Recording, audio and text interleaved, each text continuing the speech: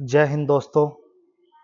आज हम नए चैप्टर करने जा रहे हैं, चैप्टर नंबर 2 पॉलिनोमियल। इस चैप्टर पॉलिनोमियल में सबसे पहले हम आज देखेंगे इसका इंट्रोडक्शन पार्ट। आज कौन सा पार्ट देखेंगे? इसका इंट्रोडक्शन। इसका इंट्रोडक्शन में हम ये बताएंगे कि हमारे पास जो पॉलिनोमियल है ये आ रहा कहाँ से और कितने टाइप्स के हमारे पास पॉलिनोमियल हो सकते हैं और इसमें किस तरह इनका हम आंसर निकालते हैं और क्या क्या हमारे पास सिलेबस में है। तो फर्स्ट ऑफ ऑल हम पॉलिनोमियल देखते हैं। चैप्टर का नाम है पॉलिनोमियल।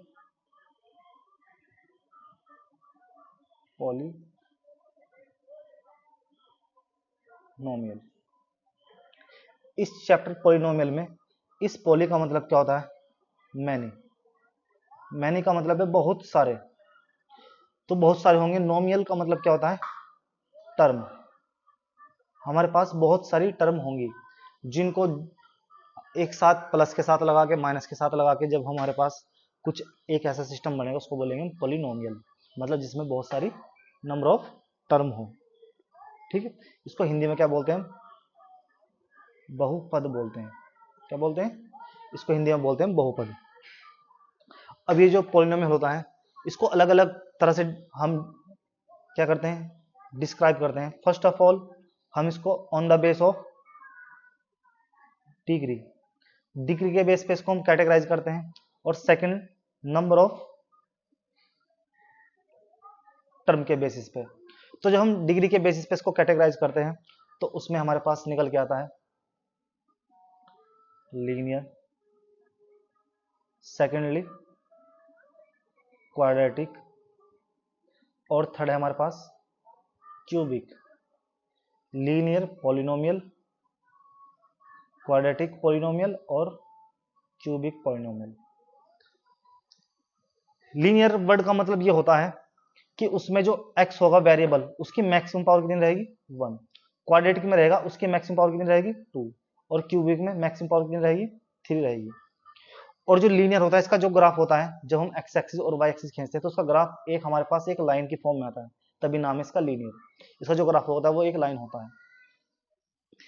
क्वाड्रेटिक में क्या होता है? इसका जो ग्राफ होता है वो होता है पैराबोला, मतलब इस तरह करके इसका ग्राफ खींचता है। ठीक है, इसको क्या बोलते हैं? इसको बोलते हैं पैराबोला। और थर्ड क्यूबिक पॉलिनोमियल में होता ऐसे ही है, लेकिन इसमें क्या होता है? एक पॉजिटिव की तरफ से आएगा तो एक निगेटिव की तरफ से चल जाएगा। ठीक है, तो इसमें ऐसा ग्राफ खींचता होता है। ये भी पैराबोला, ये हाफ पैराबोला और ये हाफ पैराबोला। बस इसमें हाफ पैराबोला नीचे की तरफ टर्न हो जाता है और उसमें जैसे आ रहा है इधर से साइड निकल जाएगा। तो ये तो हो गए। और हमें 10th क्लास में पढ़ना क्या है? हमें 10th क्लास में ये पढ़ना है क्यूबिक पॉलिनोमियल। क्या पढ़ना है हमें? 10th क्लास में पढ़ना है हमें क्यूबिक पॉलिनोमियल पढ़ना है हमें। तो अब ये पढ़ना है, चलो और एडिशनल इंफॉर्मेशन ले लेते हैं। नंबर ऑफ टर्म के बेसिस पर, जो हमारे पास नंबर ऑफ टर्म है उसके बेसिस पर हम ये देखते हैं कि हमारे पास किस तरह के पॉलिनोमियल होते हैं, जिसमें एक टर्म हो, जिसमें दो टर्म हो और इसमें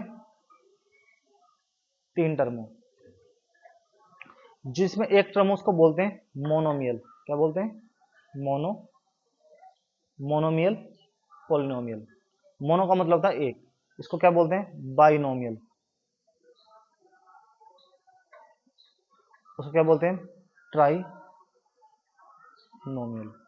तो इस तरह करके हमारे पास ये तीन होते हैं। इनको हमें नहीं पढ़ना है अपने सिलेबस में, हमें सिलेबस में पढ़ना है क्यूबिक पॉलिनोमियल। तो अब हम बात करते हैं क्यूबिक पॉलिनोमियल पे, सॉरी क्वाड्रेटिक पॉलिनोमियल।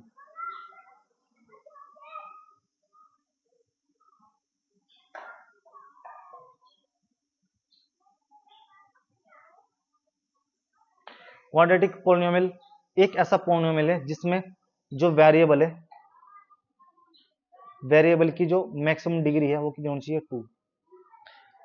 ऐसा कौन सा होगा? ऐसा कौन सा होगा? जैसे कि हम एक एग्जांपल लेंगे, ax² plus bx plus c। इसको लिखेंगे हम px से। कैसे लिखेंगे इसको? इसको लिखेंगे हम px से। px इक्वल टू क्या हो जाएगा? ax² plus bx plus c हो जाएगा। इसमें जो ए होता है, ए क्या होता है? एक कोफिशिएंट है। क्या है? एक कोफिशिएंट ऑफ एक्स स्क्वायर, मतलब जो हमारे पास एक्स स्क्वायर है, जो हमारे पास क्या है एक्स स्क्वायर, इसको कोफिशिएंट उसके बराबर में, बी क्या हमारे पास कोफिशिएंट ऑफ एक्स, बी क्या हमारे पास कोफिशिएंट ऑफ एक्स है, और सी क्या हमारे पास, ये जो सी है, सी क्या हमारे पास कांस्टेंट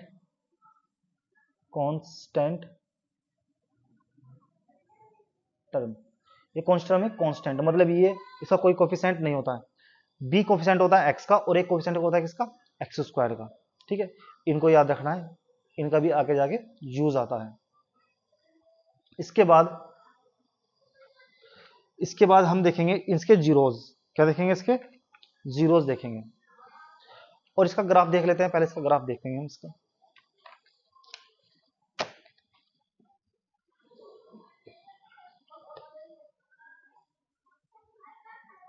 ग्राफ ऑफ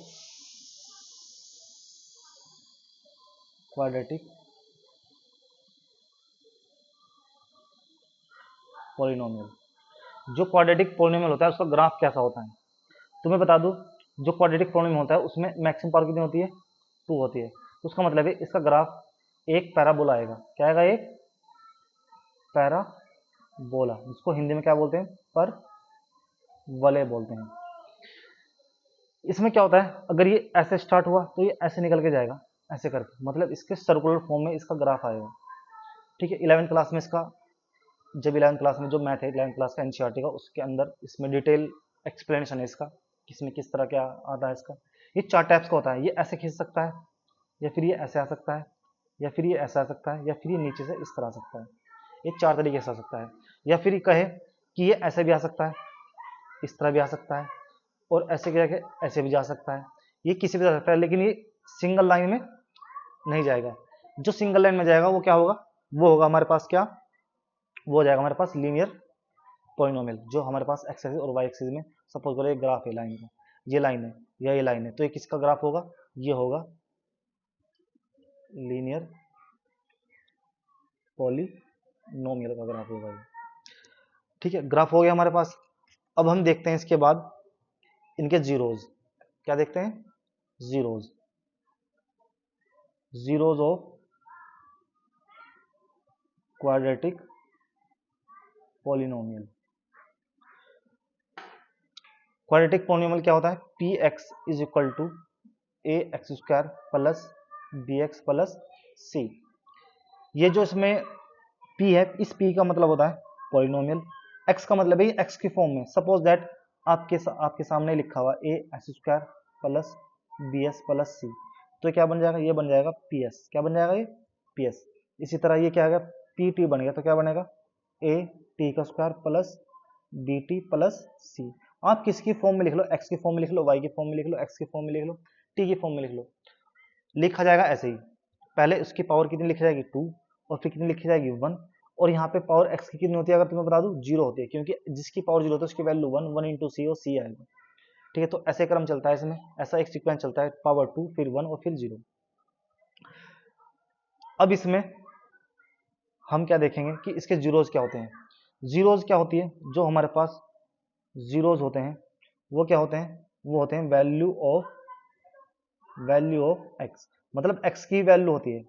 अब ये बताओ इसमें x की मैक्सिमम पावर कितनी है 2 है, जितनी 2 है उतने जीरोज आएंगे, तो नंबर ऑफ जीरोज कितने हो जाएंगे, नंबर ऑफ जीरोज कितने हो जाएंगे 2 हो जाएंगे। इसका मतलब है x की 2 वैल्यू आएगी, x की कितनी वैल्यू आएगी 2, एक को बोल देंगे हम अल्फा और दूसरे को क्या बोल देंगे बीटा, एक को बोल देंगे अल्फा और दूसरा क्या बोल देंगे बीटा बोल देंगे। और ये ऐसी वैल्यू होती है जब तुम इनको इनके अंदर पुट करोगे, मतलब सपोज करो ये लिखा हुआ A X square plus B X plus C, उसके x की वैल्यू तुम अल्फा पुट कर दो, x की जगह पुट कर दो, क्या लिखा जाएगा A alpha square plus B alpha plus C, तो उसकी जो टोटल वैल्यू होगी वो किसके बराबर आ जाएगी 0 के बराबर, क्योंकि नाम है जीरोज। जब तुम x के जगह पे अल्फा को पुट करोगे तो इसकी जो टोटल वैल्यू आएगी वो आएगी 0 के इक्वल। अब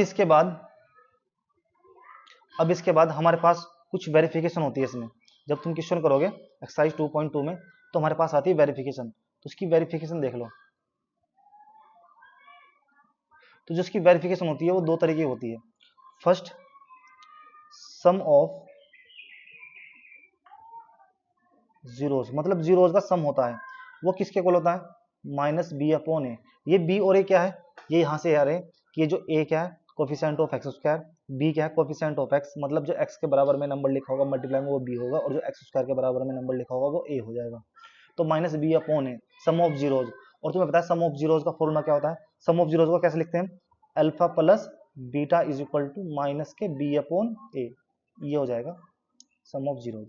सेकंड आता है हमारे पास प्रोडक्ट, प्रोडक्ट ऑफ जीरोज, वो क्या हो जाएगा सी अपॉन ए हो जाएगा, क्या हो जाएगा सी अपॉन ए। और प्रोडक्ट का मतलब क्या होता है, प्रोडक्ट का मतलब होता है मल्टीप्लीकेशन, मतलब alpha into beta equal to C upon A. और हमें प्रूफ क्या करना होता है कि ये जो LHS है LHS और ये क्या है RHS, ये दोनों हमें बराबर लानी पड़ती है, तब हम कहते हैं कि हमारा वेरिफिकेशन कंप्लीट हो गया है। जो आपको क्वेश्चन में कहेगा कि वेरीफाई कीजिए, वेरीफाई क्या करना है तुम्हें, सम ऑफ जीरोज मतलब relation between zeros and coefficient, coefficient का मतलब क्या है, ये ए और बी सी, कोफिशिएंट और जीरोज के बीच में जो रिलेशनशिप से उसका वेरिफिकेशन कीजिए। तो हम इसका वेरिफिकेशन करते हैं ऐसे करके, LHS इक्वल टू RHS, कुछ वैल्यू पुट करनी पड़ती है आंसर निकाल लेंगे, कुछ वैल्यू पुट करेंगे आंसर निकाल लेंगे, दोनों वैल्यू बराबर आनी चाहिए, तो हम कहते हैं उसको वेरिफिकेशन हो गया। अब इसके बाद हमारे पास जो लास्ट है, लास्ट टॉपिक बच रहा है इसमें, वो निकालना है पॉलिनोमियल निकालना, मतलब इस पॉलिनोमियल को निकालते कैसे हैं, इस पॉलिनोमियल को हम फाइंड आउट कैसे करते हैं। तो हमारे पास इसका फॉर्मूला होता है, तो फॉर्मूला क्या होता है, पॉलिनोमियल, पॉलिनोमियल निकालने का फॉर्मूला क्या होता है, px is equal to X square minus alpha plus beta into X plus alpha into beta, ये फॉर्मूला होता है। तुम्हें क्वेश्चन में क्या कहेगा, तुम्हें देगा सम ऑफ जीरोज, सपोज करो उसने दे दिया 2, और कहेगा प्रोडक्ट ऑफ जीरोज, वो दे दिया उसने 3, तो तुम्हें सम ऑफ जीरोज देगा, वो इसकी वैल्यू देगा, वो प्रोडक्ट ऑफ जीरोज उसकी वैल्यू देगा, बस तुम्हें पुट करनी है। तुम देखो देखो बहुत ही आराम से तुम्हारे पास आंसर आ जाएगा। एक्स स्क्वायर तो एक्स स्क्वायर रहेगा, पहले आता है इसमें माइनस, सॉरी एक्स स्क्वायर के पहले आता है इसमें प्लस, फिर आता है इसमें माइनस, और फिर क्या आता है इसमें प्लस। अब अल्फा प्लस बीटा की वैल्यू कितनी है आपके पास 2 है, तो यहाँ कितना रखोगे 2, और बराबर में क्या लगा हुआ है इसके इनटू में x लगा हुआ है, प्लस अल्फा इंटू बीटा की वैल्यू क्या है आपके पास 3, तो कितना रख दोगे आप 3 रख दोगे, तो आपके पास वैल्यू जो पॉलिनोमियल आ गया ये निकल के आ गया। तो ऐसे तुम पॉलिनोमियल निकाल सकते हो। ये था इसका इंट्रोडक्शन पार्ट। अगली वीडियो में हम आएंगे एक्सरसाइज 1.1 लेके, उसके सारे क्वेश्चन करेंगे, फिर एक्सरसाइज 1.2 लेके उसके क्वेश्चन, बहुत ही आसान तरीके से, इतने आसान तरीके से कि तुम देखते क्वेश्चन का आंसर बता दो कि इसका आंसर इस तरह होने वाला है और ये ऐसे ऐसे आएगा। और आपको किसी भी टॉपिक की वीडियो चाह रही है, कोई भी टॉपिक हो मैथमेटिक्स से रिलेटेड, क्लास कोई सी भी हो 6 से 12, या कोई कंपटीशन की तैयारी कर रहा हो RRB जेई, SSC जेई, और इसके जो ग्रुप डी वगैरह एग्जाम होते हैं जिनमें मैथमेटिक्स पूछा जाता है, तो आप किसी भी टॉपिक के लिए हमारे चैनल पे कमेंट कर सकते हो। कमेंट करने के बाद आपको मुश्किल से मुश्किल 1-2 दिन में आपको वीडियो मिल जाएगी, ठीक है। और अगर ये वीडियो आपको अच्छी लगी हो तो लाइक करें, शेयर करें एंड सब्सक्राइब करें। Thank you.